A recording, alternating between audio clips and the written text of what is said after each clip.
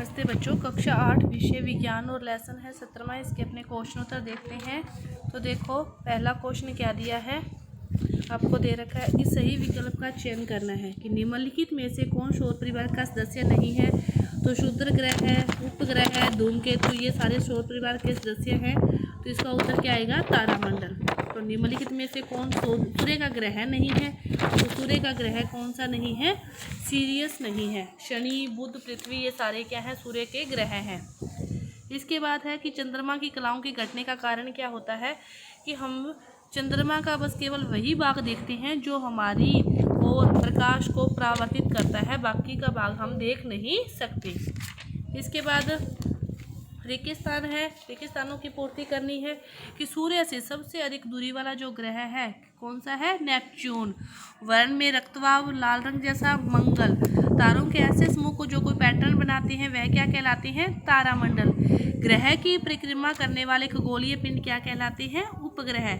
Shooting star वास्तव में तारे नहीं हैं। क्षुद्र ग्रह डैश और डैश की कक्षाओं के बीच पाया जाता है, मंगल और बृहस्पति। क्षुद्र ग्रह मंगल और बृहस्पति की कक्षाओं के बीच पाया जाता है। इसके बाद सत्य असत्य, ध्रुव तारा सौर परिवार का सदस्य है। तो ध्रुव तारा सौर परिवार का सदस्य नहीं है।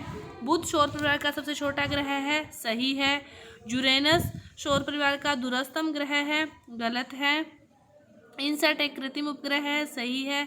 हमारे सौर परिवार के 9 ग्रह हैं, 9 नहीं है, 8 है।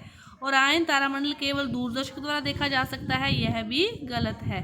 इसके बाद देखो, इनका मिलान करना है। आंतरिक ग्रह में कौन कौन से आएंगे, आंतरिक ग्रह में आपके आएंगे पृथ्वी और मंगल। आंतरिक ग्रह में कौन कौन से आएंगे, पृथ्वी और मंगल। इसके बाद देखो बाह्य ग्रह, बाह्य ग्रह में आपके यहाँ पे है शनि, बाह्य ग्रह में शनि। इसके बाद तारामंडल, तारामंडल में है सप्तऋषि और ओरायन, सप्तऋषि और ओरायन। और पृथ्वी के उपग्रह कौन सा बच गया आपके पास, चंद्रमा। पृथ्वी के उपग्रह चंद्रमा। ये इस प्रकार आप मिलान कर सकते हो। 7वां क्वेश्चन, यदि शुक्र संध्या तारे के रूप में दिखाई दे रहा है तो आप इसे आकाश के किस भाग में देखेंगे। तो हम इसे आकाश के पश्चिम में देखेंगे। सौर परिवार का सबसे बड़े उपग्रह का नाम क्या है, बृहस्पति। और तारामंडल क्या होते हैं, तारों का उन समूहों को तारामंडल कहते हैं जिन आकृतियों को हम पहचान सकते हैं, पहचाने जाने योग्य आकृतियों को तारामंडल कहते हैं। इसमें आप 10वां क्वेश्चन भी चाहे साथ में ले लो। सप्तऋषि 7 तारों के समूह के रूप में सप्तऋषि, और ओरायन भी 7 तारों के समूह के रूप में ही ओरायन है। इसके बाद ग्रहों के अतिरिक्त सौर परिवार के जो अन्य सदस्य हैं उनके नाम, ग्रहों के अतिरिक्त क्षुद्र ग्रह, धूमकेतु, ये ग्रह नहीं है फिर भी सौर परिवार के सदस्य हैं। व्याख्या कीजिए कि सप्तऋषि की सहायता से ध्रुव तारे की स्थिति आप कैसे ज्ञात करेंगे। जो आकाश में सप्तऋषि तारामंडल है वो एक निश्चित बिंदु के चारों ओर हमेशा घूर्णन करता हुआ हमें प्रतीत होता है। उसी निश्चित बिंदु को क्या कहते हैं, ध्रुव तारा कहते हैं। यह तारा क्या होता है, स्थिर प्रतीत होता है क्योंकि यह पृथ्वी के घूर्णन अक्ष के अनुदिश गति करता है। और जो समय तो ये वहीं रहता है, लेकिन जो सप्तऋषि है वो इसके चारों तरफ 2 या 3 घंटे के बाद अपनी जो दिशा है वो बदलता रहता है।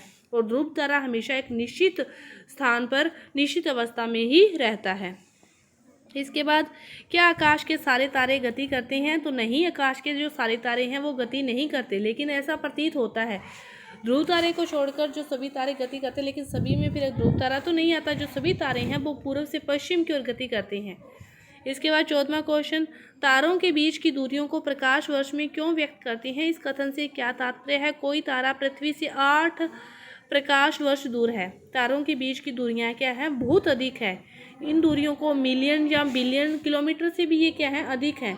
किलोमीटर में तो हम इसको व्यक्त नहीं कर सकते, ये बहुत कठिन है। तो इसीलिए इनके लिए एक बड़े मात्रक की हमें आवश्यकता पड़ी, और वह मात्रक क्या है, फिर प्रकाश वर्ष। तो हम प्रकाश वर्ष के रूप में इनको व्यक्त करते हैं। इसके बाद बृहस्पति की त्रिज्या पृथ्वी की त्रिज्या की 11 गुनी है। तो बृहस्पति व पृथ्वी के आयतनों के अनुपात को परिकलन करना है। इनकी त्रिज्या दे रखी है तो आप आयतन के रूप में ले सकते हो। आयतन का सूत्र क्या होता है, 4/3 पाई r की 3। ये तो आप मान लो कि इसका आयतन है पृथ्वी का। और बृहस्पति का जो आयतन है उसकी त्रिज्या क्या है, इसकी 11 गुनी है। तो r की जगह क्या आ जाएगा, 11 r की क्यूब आ जाएगा। बाकी तो सेम कट जाएगा। आर की क्यूब की कटेगी तो यहाँ पे तो क्या आ गया 1 अनुपात, और 11 की आपको 3 बार गुणा करोगे 11 को, तो 11 की क्यूब का मान कितना होता है 1331। तो ये इनके बीच अनुपात क्या आ जाएगा 1:1331। इसके बाद देखो 16वां क्वेश्चन, वुजो ने सौर परिवार का निम्नलिखित आरेख खींचा है, क्या ये आरेख सही है आपको देखना है। तो देखो सूर्य आता है, सूर्य के बाद पृथ्वी, बुध आता है, बुध के बाद क्या आता है शुक्र आता है, मंगल नहीं आता। शुक्र, शुक्र के बाद पृथ्वी, पृथ्वी के बाद मंगल आएगा, मंगल के बाद फिर बृहस्पति, बृहस्पति के बाद शनि, शनि के बाद फिर नेपच्यून, और सबसे लास्ट में क्या आता है यूरेनस आता है, नेपच्यून आता है, यूरेनस पहले आएगा। तो इसने ये भी आपको गलत दे रखा है। तो आपके इस पाठ के ये क्वेश्चन उत्तर थे, पूरे हुए। धन्यवाद।